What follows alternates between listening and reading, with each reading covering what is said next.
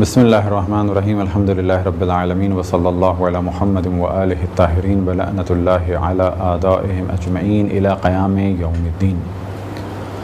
موضوع گفتگو موت۔ اس سے پہلے کہ موت کے موضوع کو ڈسکس کیا جائے، اس جانب توجہ دلائیں کہ یہ جو ہمارے پورے لیکچرز کے سلسلے ہیں، یہ ایک پورا سلسلہ ہے کہ جس کا اصل موضوع ہے غسل مس میت اور غسل میت، اور اس کے ضمن میں اور ان کے درمیان جو دیگر موت سے ریلیٹڈ موضوعات ہیں، غسل و کفن، دفن، حنوط، ان چیزوں کو بیان کیا جا رہا ہے۔ اور ساتھ ہی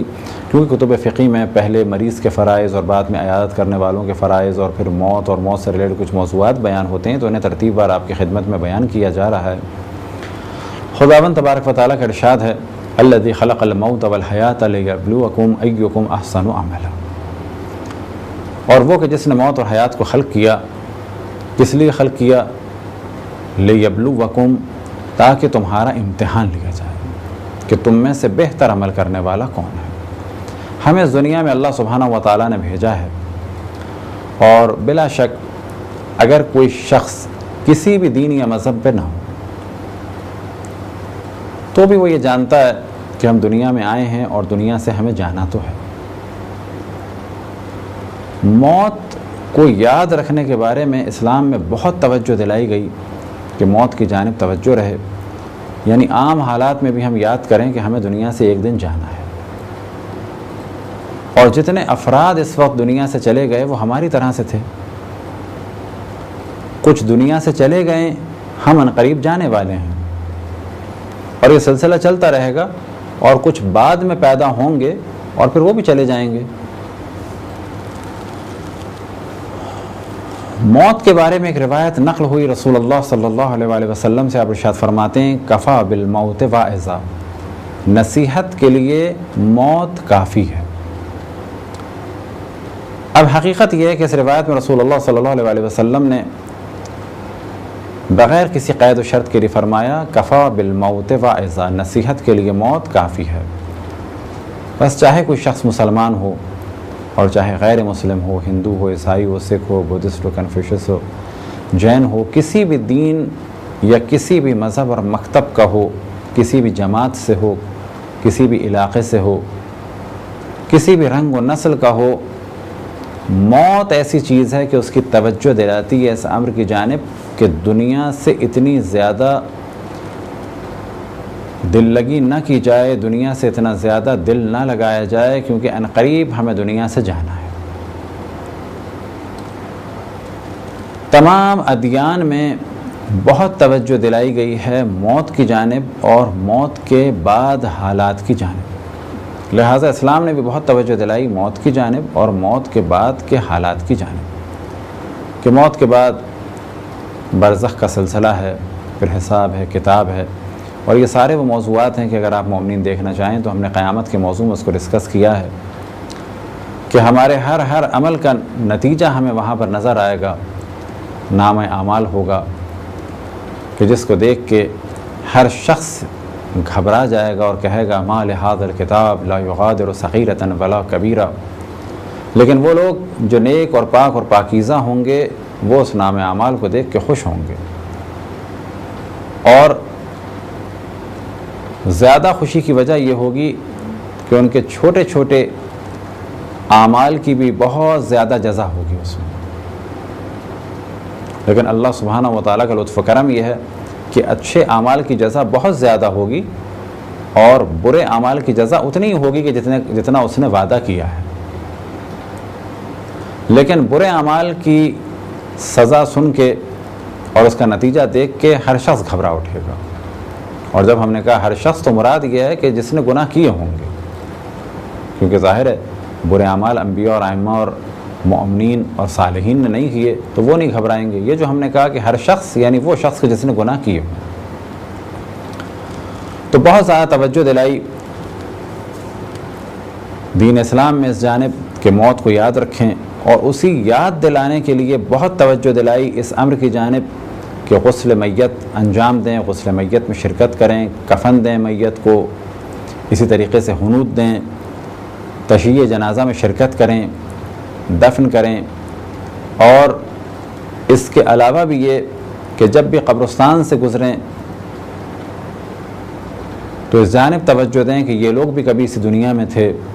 اسی طرح سے اہل قبور کے حالات اور واقعات پر توجہ دیں کہ یہ لوگ بھی اسی طرح دنیا میں تھے، کیونکہ بلا شک موت سبب بنتی ہے کہ انسان ایک حد تک بہکنے سے بچ جائے، لیکن کب تک؟ اس وقت تک کہ جب تک وہ خود اپنے آپ کو سدھارنا چاہے. لیکن اگر وہ خود ہی نہ سدھرنا چاہے، اپنے آپ کو سدھارنا نہ چاہے اور عبرت نہ لینا چاہے، تو پھر اسے کوئی عبرت نہیں دے سکتا، اسے کوئی نہیں سمجھا سکتا، کوئی اس کے دماغ کو جھنجھوڑ نہیں سکتا. لہذا پہلا مرحلہ یہ ہے کہ خود ہم اپنے آپ کو ایک حد تک بیدار کریں. اب ممکن ہے کوئی کہے کہ بعض افراد اچانک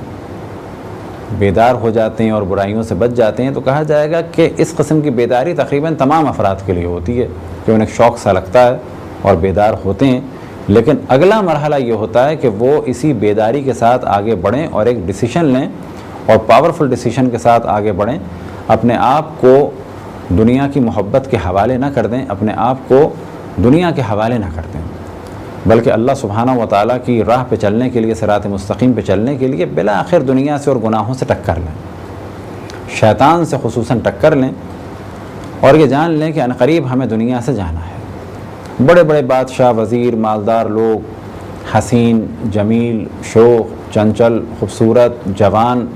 ہر طرح کے لوگ دنیا سے چلے گئے. ہم بھی عنقریب دنیا سے چلے جائیں گے. جب انبیاء اور اوصیاء دنیا سے چلے گئے تو بالآخر ہمیں بھی دنیا سے جانا ہے. لیکن موت سے پہلے جو سب سے زیادہ توجہ دینے کی ضرورت ہے کہ خداوند تبارک و تعالی ہم سب کو توجہ دینے کی توفیق عطا فرمائے کہ اپنے گناہوں کی اللہ سبحانہ و تعالی سے معافی مانگیں، یعنی اللہ سبحانہ و تعالی سے توبہ کریں، استغفار کریں. البتہ یہ توبہ اور استغفار فقط اللہ توبہ یا استغفر اللہ ربی و اتوب الیہ کہنے سے مشکل حل نہیں ہوگی، بلکہ توبہ اور استغفار کیسی ہو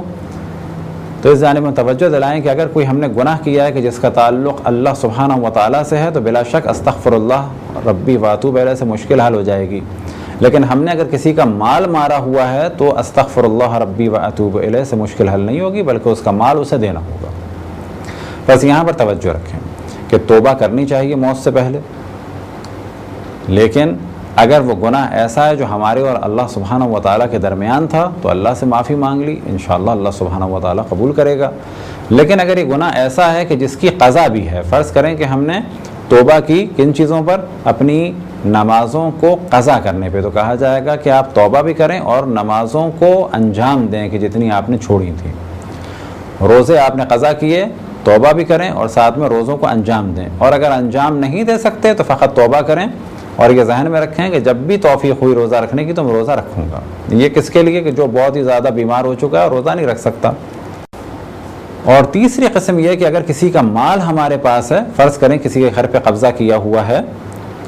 اور ہم توبہ کرنا چاہیں تو اس توبہ کا طریقہ یہ ہے کہ جس کے گھر پہ قبضہ کیا اس سے معافی مانگیں، جتنے سال قبضہ کیا ہے مارکیٹ ویلیو کے حساب سے اس کا کرایہ ادا کریں. اور اگر اس نے مقدمہ کیا تھا اور اس کا بہت خرچہ ہوا مقدمہ بازی میں تو وہ پیسہ بھی دیں، کیونکہ اگر ہم قبضہ نہ کرتے تو کورٹ میں پیسے ضائع نہ کرتا. اسی طریقے سے جتنے سال ہم گھر میں رہے اور گھر کی در و دیوار کو خراب کیا وہ سب کچھ صحیح کریں. یہ سارے کام ہمیں کرنے ہوں گے. گھر اس کے حوالے کرنا ہوگا، کرایہ اس کو دینا ہوگا، گھر کو رینوویٹ کرنا ہوگا، جو اس کے لیے مشکلات ہم نے کریٹ کی، مثال کے طور پہ وہ کورٹ گیا وہاں کے پیسے دینے ہوں گے. جب ہم یہ سارے مرحلے کر لیں اور پھر اس شخص سے معافی مانگیں تو اب نوبت آئے گی استغفار کی کہ یا اللہ تو بھی ہمیں معاف کر دے. لیکن فقط استغفر اللہ ربی و اتوب الیہ کہہ کے یہ سوچنا کہ یہ سارے گناہ اللہ نے معاف کر دیے، ایسا نہیں ہے. بس گناہوں کے بارے میں کہا جا سکتا ہے کہ ان کی مختلف اقسام ہیں. پھر ہم بیان کریں کہ وہ گناہ کے جن کا تعلق خداوند تبارک و تعالیٰ سے ہے، بیچ میں کوئی شخص نہیں ہے، تو وہ کافی ہے کہ ہم استغفار کریں. لیکن فرض کریں کہ ہم نے کسی کو بدنام کر دیا تو پر ہم پہ لازم ہے کہ توبہ کریں اور ساتھ میں یہ بھی کہیں کہ یہ ہم نے غلط کہا تھا. تو یہ تو ہو گیا مرحلہ توبہ کا. تو موت سے پہلے جو سب سے اہم کام ہے وہ ہے توبہ. اور روایتوں میں ذکر ہوا کہ بہت زیادہ فضیلت ہے اور بہت زیادہ ثواب ہے اور درجات کی بلندی کا سبب ہے کہ جس کا دم نکلے اور اس کی زبان پہ لا الہ الا اللہ ہو، یعنی وہ ورد لا الہ الا اللہ میں مصروف ہو۔ اب اس جانب بھی توجہ رہے کہ اس قسم کی روایتوں کے قطعاً یہ معنی نہیں ہے کہ کسی کی زبان سے لا الہ الا اللہ اگر نکل گیا تو وہ جنت میں جائے گا ضرور، بلکہ کہا جائے گا کہ دیکھنا جائے گا کہ اس کے حال احوال کیا تھے، یہ اللہ بہتر جانتا ہے کہ وہ جنت میں جائے گا یا نہیں جائے گا۔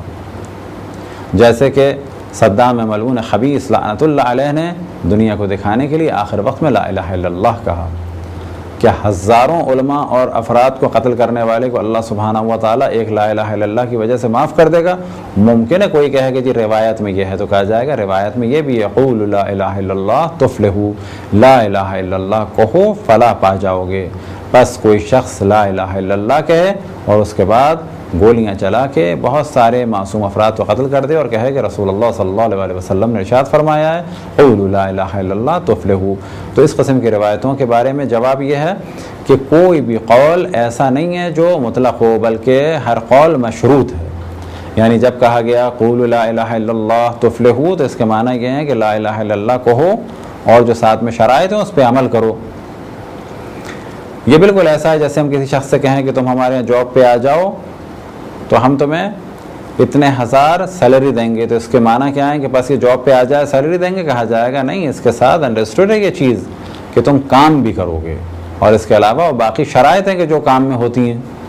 اب وہ شخص کہے کہ آپ نے تو مجھ سے صرف اتنا کہا تھا تم آ جاؤ اور تمہیں تنخواہ دیں گے اتنے ہزار، تو کہا جائے گا آ جاؤ اور اس کے ساتھ ساتھ کچھ شرائط بھی تھیں۔ لہذا جتنی وہ روایتیں ہیں کہ جس میں کہا گیا ہے کہ مومن کا یہ درجہ ہے اور کوئی یہ ذکر کر لے تو یہ درجہ ہے، کوئی یہ کام کر لے تو یہ درجہ ہے، تو کہا جائے گا یہ روایتیں بالکل صحیح ہیں، لیکن ہر روایت کے ساتھ کچھ نہ کچھ شرائط ہیں۔ دنیا میں کوئی بھی جملہ ایسا نہیں ہے جو کسی بھی شرط کے ساتھ نہ ہو، یعنی کوئی نہ کوئی شرط اس سے پہلے ضرور ہوگی۔ تو موت ایسی حقیقت ہے کہ جس کی جانب ہمیں توجہ دینی چاہیے، اور ہم میں سے ہر شخص بالآخر دنیا سے جانے والا ہے۔ ہم میں سے کسی کو نہیں معلوم کہ ہماری زندگی کا یہ آخری گھنٹہ ہے یا آخری دن ہے یا آخری مہینہ ہے یا آخری سال ہے یا یہ آخری 10 سال ہے۔ شیطان کتنا بھی بہکائے تو ہمیں توجہ دینی چاہیے کہ صحیح ہے کہ ہم شاید زندہ رہ جائیں، لیکن کتنے سال زندہ رہ جائیں گے؟ شیطان بہکاتا ہے طویل امیدوں کے ذریعے سے، تو ہمیں فوراً شیطان کو جواب دینا چاہیے صحیح ہے میں زندہ رہوں گا، لیکن 200 سال سے زیادہ زندہ نہیں رہ سکتا۔ یہ 200 سال بھی ہم نے بہت زیادہ بتا دیے۔ ایک آدمی 30-40 سال کا ہے، اسے اپنے آپ کو کہنا چاہیے اور شیطان کو جواب دینا چاہیے جب شیطان اسے ورغلائے کہ میں 30 یا 40 یا 50 سال کا ہو گیا ہوں، کتنے سال زندہ رہوں گا؟ 100 سال؟ یہ بھی بڑا مشکل ہے، زیادہ ہے زیادہ 50 سال۔ بس مجھے دیکھنا چاہیے کہ دنیا میں کیا کروں، مجھے بالآخر اللہ سبحانہ و تعالیٰ کی بارگاہ میں پلٹ کے جانا ہے۔ اسلامی نظریات کا دار و مدار ایک اہم اصول پہ ہے، اور وہ ہے انا للہ و انا الیہ راجعون، ہم اللہ سبحانہ و تعالیٰ کے لیے ہیں اور اسی کی جانب واپس جانا ہے۔ یہ اگر ذہن میں رہے کہ ہم اللہ سبحانہ و تعالیٰ کے لیے ہیں، ہم دوسرے عالم سے، ایک دوسری دنیا سے آئے ہیں، کچھ دن کے لیے اللہ سبحانہ و تعالیٰ نے ہمیں اس دنیا میں بھیجا ہے، اس دنیا میں رہنے کے لیے ہمیں اور کام کرنے کے لیے جسم دیا ہے، عنقریب اس جسم اور روح میں جدائی ہو جائے گی، اور اسی جدائی کا نام ہے موت، اور موت کے بعد ہم پلٹا دیے جائیں گے اللہ سبحانہ و تعالیٰ کی محضر مبارک میں۔ سورہ جمعہ میں اللہ سبحانہ و تعالیٰ نے جانب توجہ دلائی، قل ان الموت الذی تفرون منہ فانہ ملاقیکم، کہ کہہ دو کہ اس موت سے جس سے تم فرار کرتے ہو یعنی قریب تم سے ملاقات کرے گی۔ ثم تردون الی عالم الغیب والشہادۃ فینبئکم بما کنتم تعملون، پھر تمہیں پلٹا دیا جائے گا ظاہر اور باطن کے جاننے والے کی جانب، اور وہ تمہیں بتائے گا کہ تم نے کیا کیا۔ خداوند تبارک و تعالیٰ سے دعا ہے کہ ہم سب کو توفیق عطا فرمائے کہ ہم یہ جان لیں اور یقین ہو جائے کہ ہمیں عنقریب موت آنی ہے، اور عنقریب یہ دنیا ہم سے چھوٹ جائے گی، اور جو کچھ ہمارے ہاتھ میں ہے وہ یہیں رہ جائے گا، اور ہمارے پاس اگر کچھ رہے گا تو وہ ہمارے اعمال ہوں گے،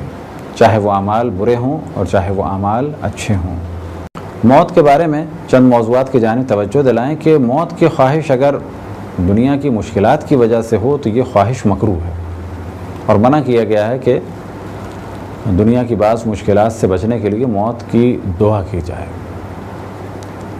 لیکن اگر اللہ سبحانہ و تعالیٰ کی نعمتوں کو پانے کے لیے اور اللہ کے وعدوں کو دیکھنے کے لیے اور لقاء اللہ کے لیے اگر موت کی خواہش ہو، یعنی یہ خواہش اس قسم کی نہیں ہے کہ میں ابھی مر جاؤں، اسی وقت مر جاؤں، لیکن یہ خواہش کس قسم کی ہے کہ کسی کو موت کی خواہش ہو، یعنی انتظار ہو کہ عنقریب ایک وقت ایسا آئے گا اور میں اس کے لیے بے چین ہوں کہ اللہ سبحانہ و تعالیٰ کے وعدوں کو اپنی آنکھوں سے دیکھوں، تو یہ عمل اچھا ہے۔ اپنے آپ کو موت کے حوالے کرنا بلا وجہ یہ عمل بھی مناسب نہیں ہے، مگر یہ کہ دین کو بچانے کے لیے یا اپنی جان مال یا عزت و آبرو کو بچانے کے لیے۔ ایک نظریہ بڑا غلط مشہور ہے کہ اگر عزت کا خطرہ ہو تو خودکشی کر لی جائے اور جائز ہے، تو یہ قطعاً غلط ہے، خودکشی کسی حال میں بھی جائز نہیں ہے۔ اور اسی طریقے سے توجہ دلائیں کہ بعض افراد اتنے زیادہ ڈپریشن میں ہوتے ہیں اور جس وقت وہ معاذ اللہ خودکشی کرتے ہیں تو ہوش و حواس میں نہیں ہوتے، تو ایسے افراد کے لیے بھی یہ کہنا کہ یہ حرام موت اس طریقے سے مرے کہ اب ان کی بخشش نہیں ہوگی، تو یہ غلط ہے۔ بلکہ بعض افراد حقیقت یہ ہے کہ اتنے زیادہ یا تو ذہنی مریض ہوتے ہیں یا ڈپریشن کے شکار ہوتے ہیں، یا کم سے کم اس وقت بالکل عقل و حواس کھو بیٹھتے ہیں۔ اگر اس وقت کسی سے ایسی غلطی ہو جائے تو دعا کرنی چاہیے کہ اللہ سبحانہ و تعالیٰ سے گناہوں کو معاف فرمائے اور اس کی مشکلات کو حل فرمائے۔ لیکن ہاں، اگر کوئی بڑا عقل و شعور والا آدمی اور نارمل حالات سے کیا مراد کہ مشکلات تھیں لیکن ذہنی طور پہ یہ نارمل ہے اور خودکشی کرے، تو یہ عمل قطعاً مذموم ہے اور بہت زیادہ اس کی مذمت کی گئی ہے اسلام میں۔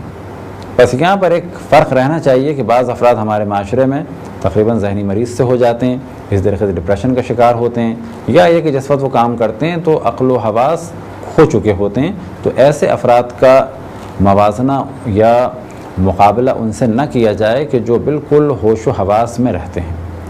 یہ تھی ایک مختصر سی گفتگو موت کے بارے میں۔ خداوند تبارک و تعالیٰ سے دعا ہے کہ بحق محمد و آل محمد ہمیں اپنے رسول اپنی حجتوں